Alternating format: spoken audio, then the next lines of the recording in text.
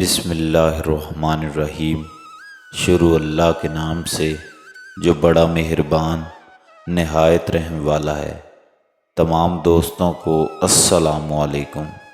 خوف اور ڈر صرف انسان کے دماغ میں ہوتا ہے، اس کے علاوہ خوف اور ڈر کا کوئی وجود نہیں۔ ایسے لوگوں کی ہر حال میں عزت کریں جو بغیر کسی مطلب کے آپ کی خوشی کا سبب بنتے ہیں۔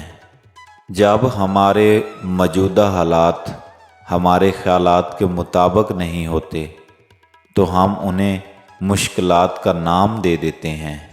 سکون کے لیے ضروری ہے کہ آپ پہلے اپنے اندر سکون پیدا کریں۔ اگر آپ کے اندر سکون نہیں ہے تو باہر کتنی ہی سکون کیوں نہ ہو، آپ پھر بھی بے سکون ہی رہیں گے۔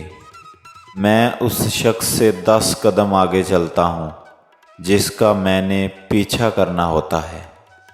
بچھڑے ہوئے لوگوں کا کام کرنا اور مستقبل میں ملنے والے لوگوں کی تمنا کرنا دونوں ہی نقصان دہ ہیں۔ صبر بھی رنگ لاتا ہے اور غصہ بھی، مگر صبر کے رنگوں سے زندگی حسین ہو جاتی ہے اور غصے کا رنگ محبت کا ہر رنگ کو نگل جاتا ہے۔ کسی کا رستہ روشن کرنے سے آپ کا رستہ خود ہی روشن ہو جاتا ہے۔ زخم وہ رستہ ہے جہاں سے روشنی آپ کے اندر داخل ہوتی ہے۔ جس میں عاجزی ہوتی ہے وہ ضرور ایک دن بلندیوں پر پہنچتا ہے۔ کسی کی نفرت اور دشمنی بے نقاب کرنے کے 5 بہترین اصول۔ نمبر 1، اپنی یا کسی اور کی کامیابی کا ذکر کریں اور ان کے در عمل کو دیکھیں۔ جو لوگ اندر سے نفرت رکھتے ہیں وہ کامیابی کو سراہنے کے بجائے اس میں خامیاں نکالیں گے۔ نمبر 2، کسی مشکل میں ان سے مدد مانگی۔ اگر وہ آپ کی مدد کرنے میں پس و پیش سے کام لیں یا خوشی سے انکار کریں تو یہ ان کی انکار روحانی دشمنی کو ظاہر کرتا ہے۔